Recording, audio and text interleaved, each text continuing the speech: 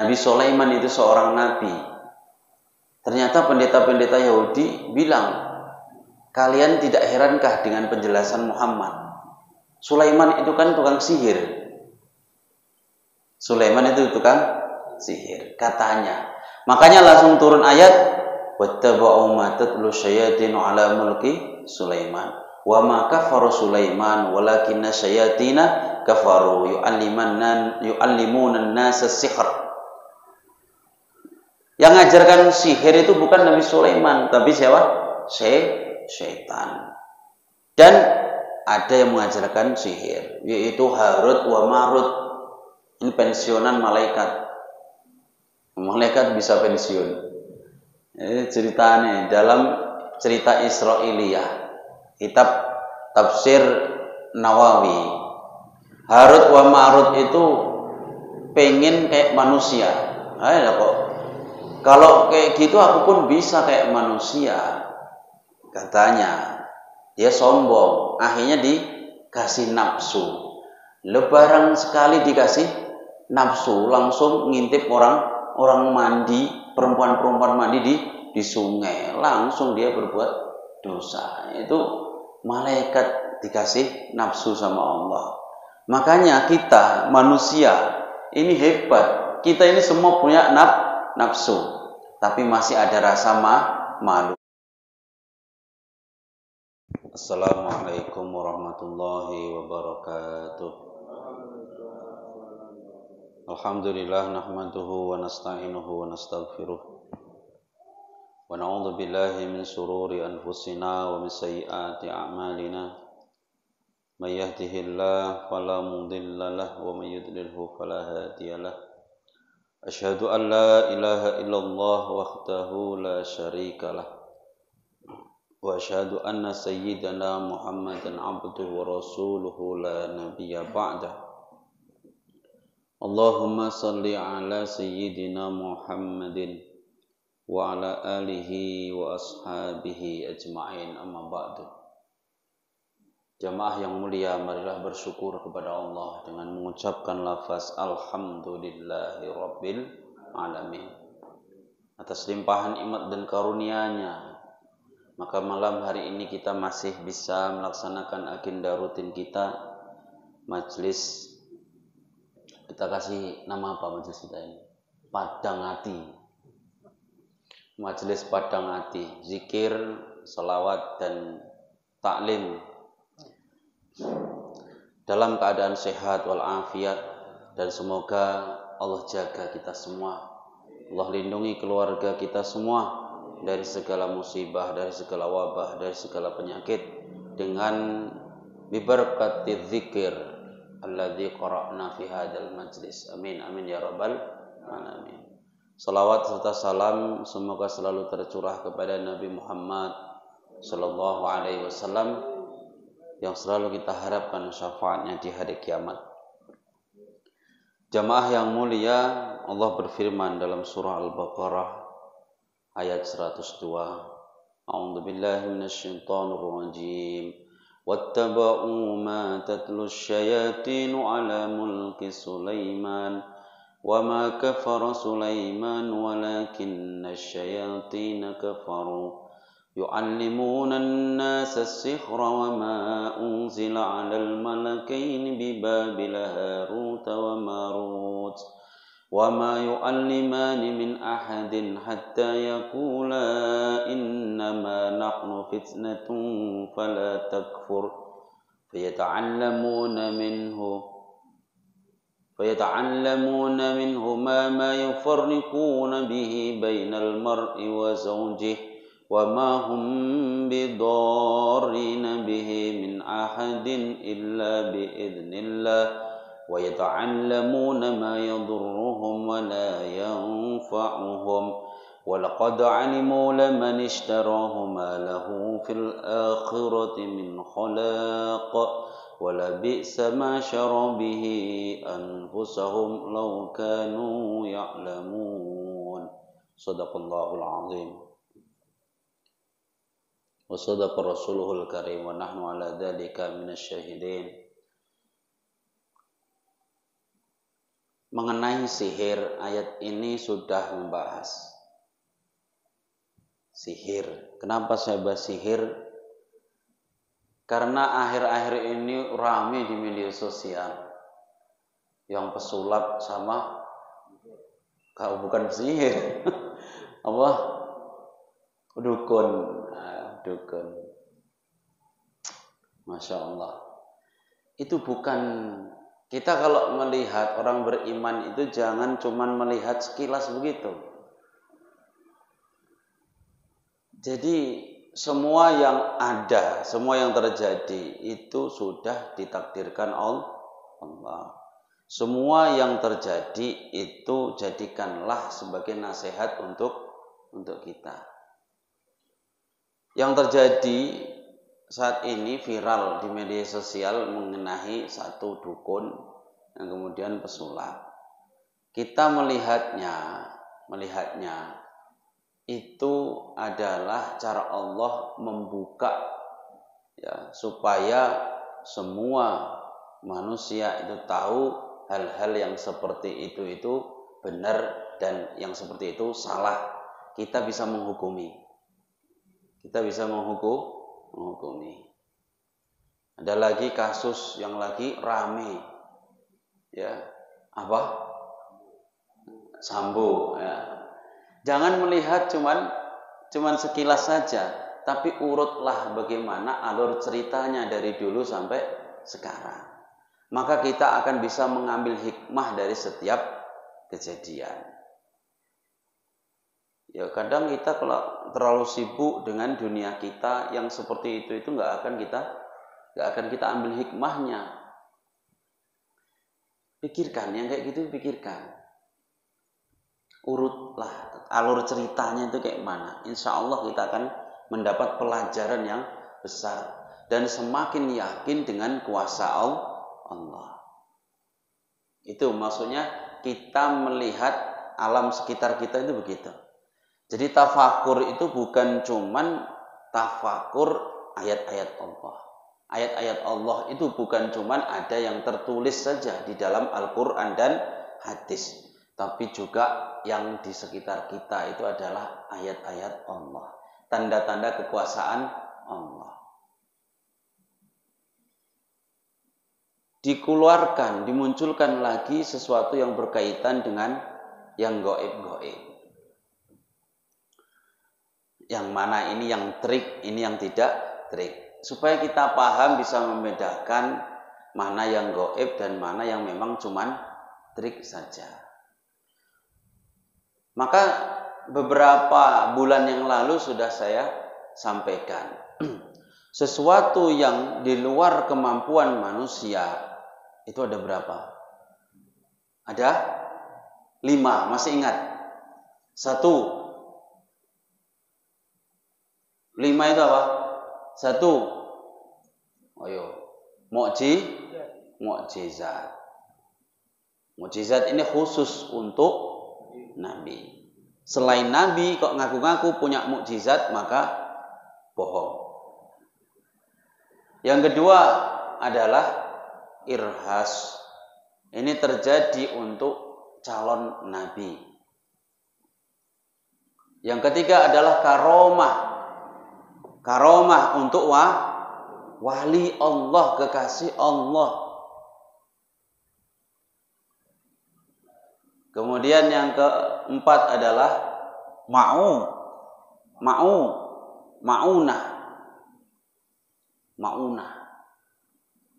Yang kelima adalah istidraj. Istidraj itu untuk orang kafir. Istidraj untuk orang kafir. Saya urut satu-satu biar kita bisa membedakan. Ini itu ilmu hitam, ini ilmu putih, ilmu merah, bukan begitu. Ini saya jelaskan supaya kita paham. Ya, gara-gara pesulap merahnya. Kalau yang pertama mukjizat itu untuk para nabi. Dan Nabi sekarang Rasul sudah tidak ada. Berarti mukjizat sudah tidak ada. Irhas juga untuk calon nabi. Mukjizat itu kayak nabi bisa membelah rembulan, ya. Nabi bisa bercakap dengan binatang. Nabi itu bercakap dengan binatang, dengan pohon. Nabi bercakap dengan kijang, ya, dengan binatang. Dan Nabi bercakap dengan binatang dengan bahasa Arab. Hewannya yang bahasa Arab ngomong. Kalau Nabi Sulaiman itu ngomong dengan bahasa binatang. Ngomong sama kambing ya bahasa kambing. Ngomong sama semut bahasa semut. Ngomong sama burung bahasa burung. Kalau Nabi, hewan yang berbahasa Arab ngomong sama Nabi. Ini bedanya. Itu termasuk mukjizat. Nabi Musa bisa membelah lautan biidznillah. Tapi suruh ngulangi lagi coba. Bisa enggak tongkatnya dilempar lagi ke laut terbelah lagi? Enggak bisa. Mukjizat itu enggak bisa diulang-ulang. Kemudian irhas itu untuk calon nabi. Nabi waktu kecil kemana-mana dinaungi dengan awan. Mau pergi ke Syam berdagang bersama pamannya, dinaungi awan. Ya, Nabi Isa masih dalam ayunan sudah bisa ngomong. Ini adalah irhas, keistimewaan terjadi di luar kemampuan manusia untuk calon Nabi Allah. Yang ketiga, ini karomah. Karomah ini untuk wali Allah, untuk para kekasih Allah. Orang dengan istiqomahnya beramal soleh, zikir, istiqomah, kemudian muncul karomah. Ya. Istiqomah dia sholat tahajud, muncul karomah. Istiqomah baca sholawat, muncul karomah. Bukan karomah itu kemudian bisa dibacok nggak mempan. Ditusuk jarum, bengkok jarumnya. Itu bukan karomah yang kayak gitu itu. Biar ngerti.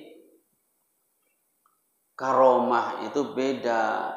Allah berikan kemuliaan ini untuk para wali Allah. Bisa jalan di atas air. Ya. Para wali Allah bisa jalan di atas air karena keistiqomahnya mengamalkan amal soleh sehingga Allah beri karomah seperti itu. Datang orang sakit didoakan sembuh. Kalau orang yang soleh, ya namanya itu wali Allah, itu namanya karomah. Ini bisa bedakan karomah. Jadi wali Allah itu kayak mana? Wali Allah itu enggak ngaku aku wali Allah, enggak. Aku punya karomah ngaku. Kamu siapa? Karomah itu untuk walinya. Orang ngaku punya karomah berarti dia ngaku walinya Allah. Orang kok ngaku walinya Allah. Padahal kata Umar bin Khattab di sini, Allah itu menyimpan 6 perkara di dalam 6 perkara. Salah satunya Allah menyimpan, merahasiakan walinya di antara manusia. Dirahasiakan. Wala ya'riful wali ilal wali, dan tidak mengetahui itu wali kecuali wali Allah. Yang tahu itu wali Allah, itu ya walinya Allah. Jadi wali itu gak ngaku sendiri, aku punya karomah. Bisa menyembuhkan orang sakit, ditusuk enggak mempan, diiris-iris enggak berdarah. Ngaku punya karomah, sama saja ngaku dia walinya Allah, karena karomah itu untuk wali. Maka di dalam Badul Mali, karomatul wali bidari dunya laha kaunan fahum ahlun nawali. Di dalam kitab Badul Amali disebutkan karomatul wali bidari dunya laha kaunun fahum ahlun nawali. Karomah seorang wali itu memang ada di dunia ini. Karomatul wali bidari dunya laha kaunun. Itu memang ada. Fahum ahlun nawali. Memang ada itu karomah, tapi jangan pula ngaku-ngaku punya karomah. Ahli hikmah kemudian bisa diisi orang dibacok nggak mempan, dibilang karomah. Karomah itu untuk wali. Ada kayak gitu? Ini lagi rame kayak gitu. Lah itu nanti bahasnya sampai nanti untuk sampai ke jimat, sampai ke apa, itu hukumnya cemana. Jadi harus dibedakan. Harus dibedakan. Sehingga nanti ada yang bertanya, orang belajar ilmu-ilmu kayak gitu hukumnya cemana, Ustaz? Kayak apa itu yang viral itu? Bisa narik dapat batu. Belajar tenaga dalam itu kayak mana hukumnya? Belajar ilmu kebal itu cemana kayak hukumnya? Ustaz Somad punya ilmu kebal nggak? Buya Yahya punya ilmu kebal nggak? Ustaz Adi Hidayat? Mbah Maimun Zubair? Kenapa mereka nggak punya ilmu kebal? Tapi ada juga ulama yang punya ilmu kebal. Lah itu ada yang boleh, ada yang tidak boleh. Cemana caranya? Tinggal cemana dia belajar ilmu itu. Nggak kemudian langsung dibilang belajar ilmu kayak gitu haram, itu syirik. Jangan dulu. Ya, jangan dulu. Tengok dia belajarnya itu pakai cara kayak mana. Kalau pakai mantra-mantra yang kemudian disebut jin ini penunggu ini, jin ini setan ini penunggu ini, ya itu berarti apa? Syirik.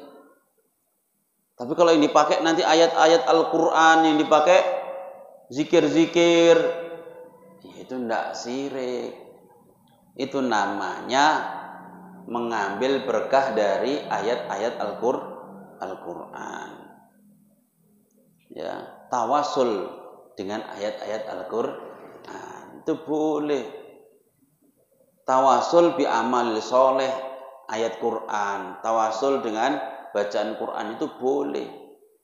Jimat pun ada yang boleh, ada yang tidak. Jimat pun ada yang boleh, ada yang tidak. Ini supaya sedikit paham, biar nggak asal ketemu jimat langsung diharamkan, ini syirik. Ada ayat-ayat Quran kemudian ditempelkan di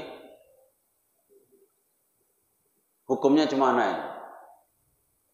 Ada yang bilang itu syirik gitu. Kok syirik ayat Quran ditempel kok? Di zaman Abdullah bin Umar itu ada kayak gitu. Anak-anak itu dituliskan ayat-ayat kemudian dikalungkan. Itu karena anak-anak itu belum bisa baca. Belum bisa baca. Tapi kalau kita sudah bisa baca, yo gak usah di kalung-kalung ke ngono, ya mending dibaca ngono ae. Jadi yang dikalung ke, ditempel ke itu kalau nggak bisa baca. Kalau bisa baca, ya bagusan dibaca. Paham ini?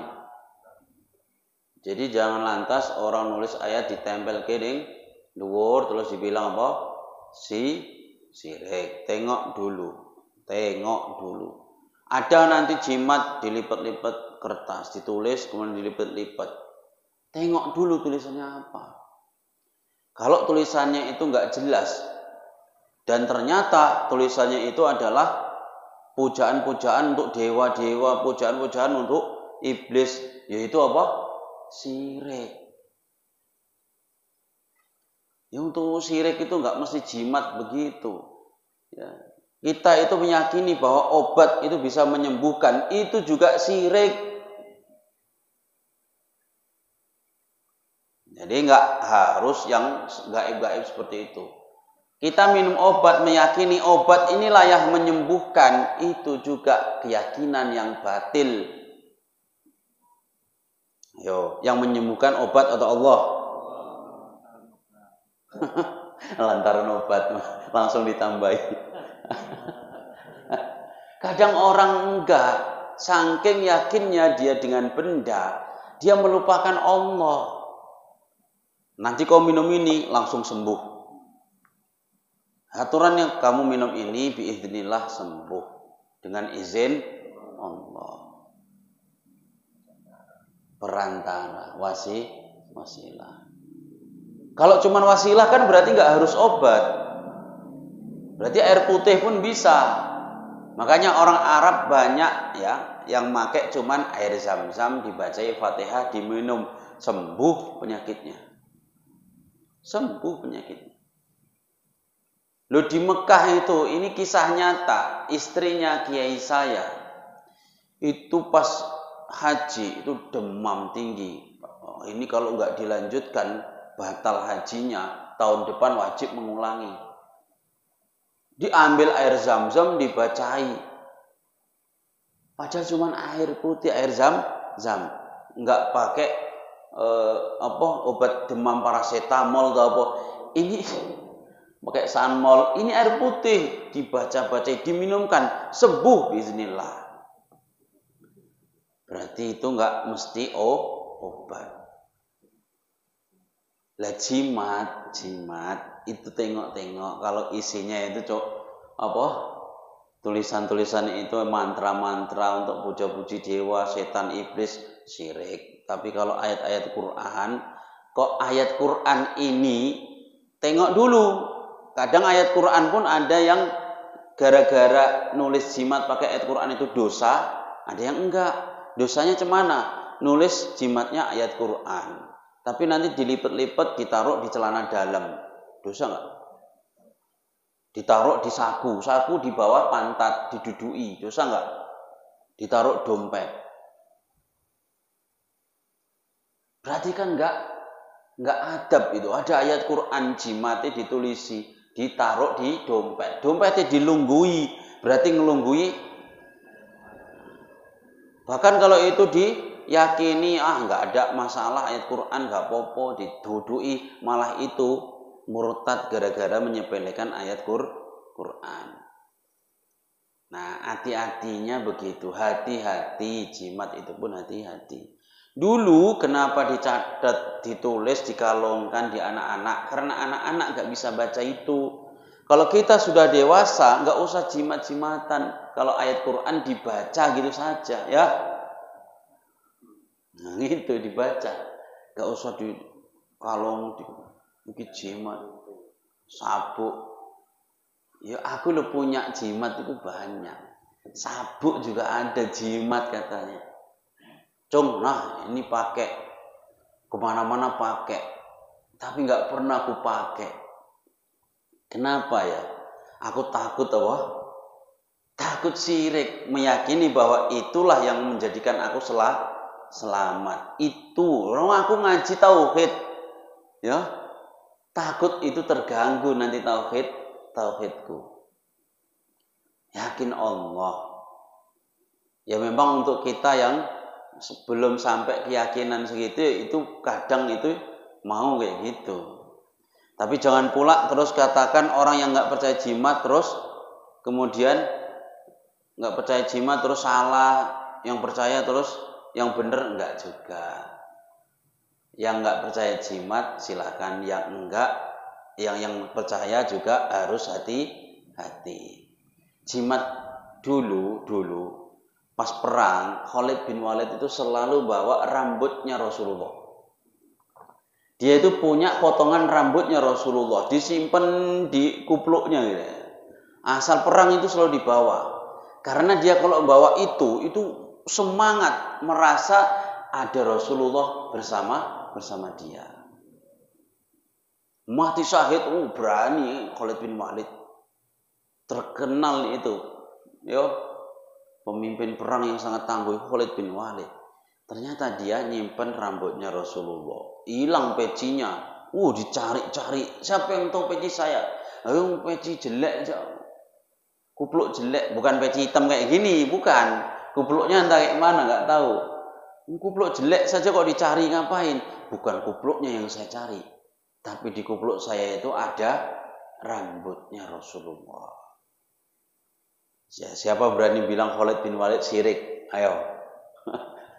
Siapa bilang berani? Jangan asal-asalan bilang asal orang punya benda-benda gitu terus bilang syirik. Itu hanya untuk motivasi, untuk apa jenenge ya? Ya, yakin aku menang ya. Ini berkah dengan wasilah rambutnya Rasulullah ada di badanku, menang. Begitu. Sekedar menunjang apa?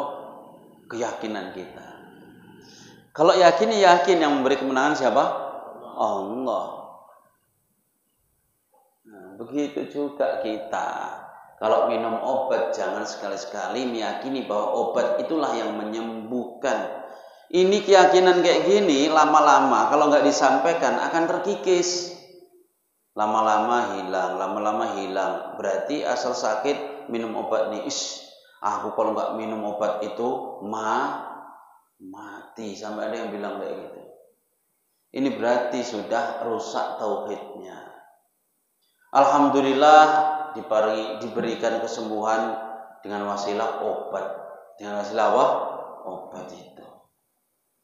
Ini sekaligus mengingatkan diri saya. Apapun ceritanya, kalau kita meyakini benda itu memberi manfaat, benda itu memberi madarat, itu juga syirik. Bukan cuma jimat ngono ya. Balik karomatul wali bidari dunya laha qaulun fahum alun nawali. Wali itu ada, karomahnya juga ada. Cuman bedanya apa wali sama nabi? Kalau nabi sampai mati ya statusnya nabi. Karena nabi sudah nggak bisa dicopot. Tapi kalau wali bisa dicopot kewaliannya. Karena nabi itu maksum itu terjaga dari perbuatan maksiat. Kalau wali bisa dicabut kewaliannya. Ingat kisah Barseso? Ingat kisahnya Bal'am bin Ba'ura yang ada di Al-Quran. Ya.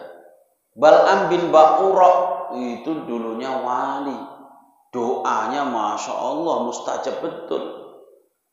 Tapi karena dia sudah mendoakan buruk kepada Nabi Musa, sehingga Nabi Musa benar-benar tersesat di jurang Tih, lembah Tih, sehingga siapa namanya Bal'am bin Ba'ura dicopot kewaliannya, mati dalam keadaan kafir. Nabi Musa tanya, ya Allah kenapa kami kok sampai tersesat sampai lama di sini 40 tahun? Kenapa sampai selama ini? Siapa yang berbuat seperti ini? Bal'am bin Ba'ura minta kepadaku. Kenapa engkau kabulkan ya Allah? Nah, aku ini kan profesional, Musa. Dia doa nyebut namaku, Ismul A'dzam. Aku sudah janji siapapun yang doa pakai itu maka pasti akan ku kabulkan. Bal'am bin Ba'ura. Nabi saja didoakan tersesat kayak gitu, Nabi Musa. Gara-gara itu, kalau begitu ya Allah, jangan cabut nyawaku sebelum aku melihat Bal'am bin Ba'ura itu apa? Mati dalam keadaan kafir. Betul, Bal'am bin Ba'ura matinya dalam keadaan kafir. Kalau wali masih bisa dicabut. Lah kita ini pasti bisa mengejar derajat wali itu bisa. Cuman ya hati-hati. Wali itu masih bisa dicabut. Apa meneh cuman kiai, cuman ustad, apa meneh cuman dukun, hati-hati. Wali murid hati-hati. Istiqomah kita bisa dicabut. Kita saja loh ini yang ustad ini yang ahli jamaah sholat. untuk melengkapi jamaah sholat 40 hari 40 malam. Itu standar istiqomah itu. Kalau bisa 40 hari 40 malam jamaah sholat 5 waktu tidak ketinggalan takbiratul ihram, itu sudah bari'a minan nifaq. Selamat akan terselamatkan dari akan dibebaskan dari 2 hal. Ya, bebas dari kemunafikan, bebas dari api neraka. Yang bisa kayak gini siapa? Yang keluar sampai 4 bulan, yang keluar sampai 40 hari, bisa istiqomah 40 hari sholat 5 waktu berjamaah. Ya, itu nanti selesai pulang dari situ di rumah bisa enggak? Berat sekali. Ya. Gitu itu masih bisa dicabut. Ya, istiqomah itu masih bisa mulai. Wali juga masih bisa dicabut kewaliannya. Yang ketiga, maunah, pertolongan untuk orang-orang biasa.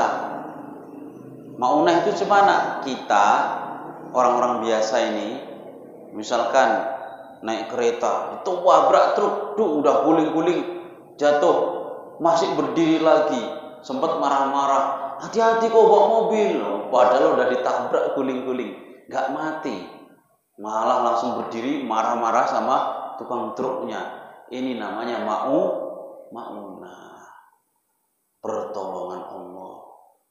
Manjat yang listrik, tersengat listrik, jatuh ke bawah, bangkit, panas juga listriknya, masih bisa ngomong, nggak mati. Ini namanya apa? Maunah. Coba ulangi lagi kalau berani. Mampus lah, nggak bisa diulang-ulang. Ini namanya maunah. Ya. Kemudian yang keempat apa? 4 atau 5? 5. Istidraj itu untuk orang kafir. Orang kafir bisa terbang, nggak bisa turun. Orang kafir bisa tembus tembok. Orang kafir dibacok nggak mempan. Orang kafir bisa menghilang, nggak bisa balik. Itu namanya istidraj. Istidraj itu kalau orang Jawa itu dilulu. Udah hancur, udah biasa sekalian hancur. Ya. Dilulu oleh Allah. Itu ada kayak gitu. Jadi kita tahu membedakan. Kok ada di TV media sosial itu viral kayak gitu, bisa tahu ini apa namanya, karomah kah? Ini maunah kah? Atau ini istidraj, bisa membedakan. Kenapa saya nggak dari dulu belajar yang kayak gitu-gitu? Kenapa kok saya nggak belajar kayak gitu-gitu? Di pondok di Jawa itu lengkap, mau belajar cemana ada. Bahkan saya di sini ditawari, ayo ikut latihan silat biar bisa tenaga dalam. Ya kalau aku mau sudah dari Jawa sudah belajar, sudah habis. Tenaga dalam. Tapi jangan salahkan orang yang belajar tenaga dalam. Kalau caranya benar itu tetap tidak masalah. Cuman kalau kita mau yang benar-benar mengikuti Nabi, itu loh kitab-kitab hadis, ya fikih, ya hadis, Al-Qur'an, tafsirnya itu saja didalami, habis waktu kita untuk itu. Ya. Sempat-sempatnya belajar yang kayak gitu-gitu. Kita mau belajar ilmu apapun di pondok itu, ya ilmu fikih, ilmu tauhid, ilmu Al-Qur'an, ilmu hadis, mau belajar sampai tuwek, itu nggak habis-habis. Kok sempat-sempatnya belajar gitu. Nah kalau itu mau kayak gitu, mau perang melawan Belanda, perang melawan, itu silakan, perlu itu kayak gitu, ya perlu. Tapi jangan cuman itu saja yang dipelajari. Ada yang lebih bagus lagi, yaitu ilmu syariat. Ayat yang saya bacakan tadi itu sekilas menyinggung tentang sihir. Karena orang-orang pendeta Yahudi itu mengatakan ketika Nabi menjelaskan kepada sahabat-sahabatnya Nabi Sulaiman itu seorang nabi. Ternyata pendeta-pendeta Yahudi bilang, kalian tidak herankah dengan penjelasan Muhammad? Sulaiman itu kan tukang sihir. Sulaiman itu tukang sihir, katanya. Makanya langsung turun ayat, wattaba'u ma tatlu syayatinu ala mulki Sulaiman.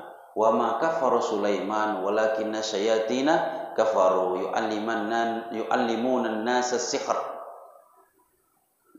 Yang ngajarkan sihir itu bukan Nabi Sulaiman, tapi siapa? Syaitan. Dan ada yang mengajarkan sihir, yaitu Harut wa Marut. Ini pensiunan malaikat. Malaikat bisa pensiun. Ini ceritanya dalam cerita Israiliyah, kitab tafsir Nawawi. Harut wa Marut itu pengen kayak manusia. Kok kalau kayak gitu aku pun bisa kayak manusia, katanya. Dia sombong, akhirnya dikasih nafsu. Lebaran sekali dikasih nafsu, langsung ngintip orang mandi, perempuan mandi di sungai, langsung dia berbuat dosa. Itu malaikat dikasih nafsu sama Allah. Makanya kita manusia ini hebat. Kita ini semua punya nafsu, tapi masih ada rasa malu. Mau berbuat maksiat masih mikir malu. Ini malaikat begitu dikasih nafsu langsung nggak tahan dia. Harut wa Marut ini dimintai sama orang terdahulu, dimintai karena Harut wa Marut cemanapun malaikat bisa sikit-sikit bisa sihir. Akhirnya diajari. Cuman dia malaikat ini tidak mengajarkan ilmu itu, ya, tidak mengajarkan ilmu itu sebelum ia menyampaikan. Innama nahnu fitnatun fala takfur. Ayatnya kan gitu tadi aku baca. Innama nahnu fitnatun. Aku ini cobaan bagi kalian. Kalian jangan kufur. Kalian jangan minta aku ajari sihir, nanti bisa apa? Kufur. Akhirnya diajari. Diajari sihir yang bisa memisahkan suami istri. Itu sih sihir. Apa itu bahasanya? Tenung tak apa? Kalau guna-guna bisa memisahkan suami supaya berantem, supaya pisah. Nah, itu namanya apa ya? Sihir. Nah, itu sanatnya sampai Harut wa Marut. Tapi Harut wa Marut ini memang selalu bilang kalau ada orang mau belajar, aku ini ujian bagimu supaya kalian nggak belajar. Jangan kalian belajar, tapi tetap ngotot manusia ini. Akhirnya diajari, bisa turun temurun sampai sekarang ada ilmu kayak gitu. Sihir itu memang ada. Jadi kita pun harus tahu. Jangan semua dibilang trik juga. Sihir itu memang ada. Santet yo sihir itu loh. Cuman namanya beda, nama Jawa. Kalau nama di sana tetap apa? Sihir. Nabi kan sudah mengajarkan bagaimana caranya. Caranya kayak mana? Ya diruqyah biar terbebas dari sihir. Sihir itu ada. Saya jumpa langsung sama orangnya waktu di Jawa. Percaya atau tidak? Malam-malam tuh datang, jalan kaki orang ini, laki perempuan. Pindah dari masjid ke masjid lain. Pertama saya siang entah jam berapa itu jumpa di masjid yang satu kampung tapi ujung. Misalkan mencirim ujung. Nah, malamnya saya jumpa di masjid yang lain. Masjid tempat saya jaga masjid. Saya tanya, loh ini yang tadi di sana tuh? Iya, kenapa kok di masjid terus? Gini Pak, Bang, istriku ini dibuat-buat sama orang. Maksudnya, iya dulu dia itu pernah punya pacar. Lalu pacarnya ini nggak jadi nikah sama dia, nikahnya sama saya. Itulah karena itu diguna-guna katanya. Yo sihir kuwi asli, asal keluar dari rumah itu langsung kena kayak gitu. Oh, langsung kesurupan, ngesot-ngesot kejang-kejang di bawah. Aku disuruh doai, disuruh baca-bacai. Aku pun takut kayak gitu. Di masjid itu kejadiannya. Saya bacailah sholawat Allahumma sholli ala sayyidina Muhammadin, sholawat Badawi. Tak bacakan sholat Badawi, langsung sadar dia, nggak lama balik meneh. Wah, udahlah bawa pulang, takut saya. Ini kalau dibawa keluar dari masjid ini bang, ini nanti kayak gini terus. Nah terus kayak mana mau nginep di masjid ini? Akhirnya diantar ke masjid, jangan di masjid saya ini mau saya tutup. Dia bawa ke masjid yang besar itu. Nah itu terjadi betul. Namanya apa? Sihir. Memisahkan suami istri. Sihir itu memang ada. Jangan bilang nggak ada. Ya, kalau cuma dianggap semua trik itu sulap, ya itu kebablasan. Sihir itu dari dulu memang ada. Terus ada lagi yang ngaku-ngaku bisa bercakap-cakap sama jin. Nah itu aku nggak tahu. Itu kalau Nabi memang bisa dengan cakap-cakap dengan malaikat sama jin. Kalau kita manusia ya nggak tahu saya. Saya pun nggak pernah kok. Sampai sekarang saya nggak pernah cakap-cakap sama jin. Ya. Tapi kalau saya diseret waktu tidur, kaki saya diangkat diseret, saya pernah. Cuman kalau ngomong-ngomong, itu pun nampak nggak jelas gitu kok, nggak jelas. Wujud aslinya kita nggak tahu. Remang-remang gitu. Tidur di musola saya.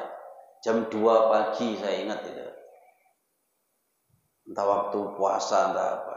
Ditinggal saya sama kawan-kawan itu. Ada musola zaman dulu ya terkenal kayak gitu. Musola dipakai nyimpen keranda juga gitu. Udah janjian nanti kita sahur banguni orang-orang sini tong-tongklek gitu kan. Rupanya belum sahur aku sudah ditinggal. Bangun-bangun kok udah sunyi. Lampu gelap semua. Terakhir saya sendiri ya karena takut mau bangun ya pura-pura tidur. Daripada takut udah pura-pura tidur. Terdengar itu suara di pintu itu dak dek. Paling tikus. Ku periksa nggak ada tikusnya. Udah mulai merinding saya tidur lagi lah. Tidur lagi. Nggak lama gitu lagi. Dak. Wah, gawat ini. Udah aku pura-pura tidur, udah nggak usah kayak gitu, aku nggak takut, aku bilang gitu. Udah terlelap, lama-lama kaki saya diangkat, diseret. Langsung aku keluar, pulang saya. Buka gitu. Buka gitu. Kenapa kakiku diseret jin? Jin itu memang ada. Kita harus yakin makhluknya Allah itu jin, malaikat, hewan, manusia itu memang ada. Tapi kalau bercakap-cakap sama jin itu kalau ngomong sama kita ya paling menjelma. Kalau ngomong bentuk aslinya kita nggak tahu. Pocong kayak sundel bolong itu bukan wujud aslinya itu. Jin itu bisa menjelma. Bukan wujud aslinya. Bentuk kayak grenduwo, bentuk kayak bukan wujud aslinya ya. Masuk ngesot ya, itu cuman enggak aslinya. Semua itu makhluk apa? Jin yang nakut-nakuti kita. Nah, kalau jin memang ada. Terus kalau ada orang bilang bisa masukkan jin ke botol, itu saya kurang tahu itu. Apa benar jin dimasukkan ke botol lagi? Nah, jadi sihir itu memang ada. Dan caranya yaitu tadi yang diajarkan Rasulullah, baca Al-Fatihah. Dulu sahabat untuk menghilangkan penyakit ain. Dibacakan apa? Al-Fatihah. Hilang. Jadi ruqyah salah satunya Al-Fatihah. Ada lagi daun yang ditakuti jin apa? Daun apa? Kelor. Bukan daun bidara. Daun kelor. Daun bidara. Tanam di rumah-rumah ya. Nanti kalau misalkan butuh ruqyah, itu ambil 7 lembar yang ganjil, 3 lembar, 7 lembar, kemudian digerus, ditaruh di dalam air, kemudian dibacai ayat kursi, 3 qul, Al-Fatihah, tiup, minum. Itu namanya ruqyah yang sesuai dengan syariat Nabi. Kalau orang nggak pandai baca, ditulis, ditempelkan di pintu, itu sesuai dengan syariat, nggak salah. Jangan dibilang apa? Syirik. Yang syirik itu kok ditulis dayang gini penunggu pohon ini, penunggu ini kumpul nih gini, ditulis, ditempel ya, itu baru syirik. Dan itu pun jangan sampai, meskipun ayat Al-Quran yang kita pakai, jangan meyakini itu bisa menjauhkan dari wabah, dari penyakit. Enggak kayak gitu keyakinannya caranya. Bibarkati, wasilah dengan ayat Al-Quran, wasilah dengan amal soleh itu boleh. Wasilah dengan amal soleh, wasilah dengan ayat Quran. Di dalam hadis pernah diceritakan kok, bagaimana seorang yang terpenjara di dalam gua, terkurung di gua, tertutup di gua. Terakhir orang ini bisa keluar gara-gara wasilah dengan amal solehnya. Minta kepada Allah, tapi dia menyebut amal solehnya. Yang satu karena pernah berbuat amal soleh, dia itu sangat berbakti kepada kedua orang tuanya. Pernah ngasih minum susu kepada kedua orang tuanya, ditunggui sampai bangun tidurnya. Ngasih susu untuk makan malamnya, karena orang tuanya sudah ketiduran, ditunggui sampai bangun pagi, baru itu dikasihkan kedua orang tuanya. Dan dia nggak minum susu sebelum orang tuanya minum, baru setelah orang tuanya minum, istrinya, anak-anaknya baru dikasih. Amal soleh itulah yang dipakai minta, ya Allah, kalau itu memang amal soleh ikhlas karenamu, dengan perantara dengan wasilah amal soleh itu, bukakan pintu gua ini, terbuka amal soleh. Jadi wasilah dengan amal soleh itu boleh, wasilah dengan ayat Al-Quran boleh, jangan dibilang syirik. Nah, jadi yang salah itu yang tulisannya yang nggak jelas, mantra-mantra, manggil dewa, manggil iblis, manggil setan, itu yang salah. Sudah, entah bermanfaat entah enggak ini yang disampaikan, tapi kita harus bisa mensikapi apa yang ada di media sosial itu benar-benar dilihat dengan pandangan yang seksama. Ingat-ingat alur ceritanya, dan kita kaitkan dengan kuasa Allah. Ini Allah mungkin menunjukkan kepada kita semua supaya begini. Jadi kita tidak melewatkan peristiwa itu begitu saja. Bisa dipahami? Kalau ada peristiwa yang menonjol gitu, yang nampak begitu, yang viral begitu, perhatikan saja. Pasti ada hikmah di balik semua itu. Semoga bermanfaat. Kalau ada salah pasti dari saya pribadi, kalau ada benar pastilah dari Allah semata. Usikum wa nafsi bi taqwallah. Assalamualaikum warahmatullahi wabarakatuh.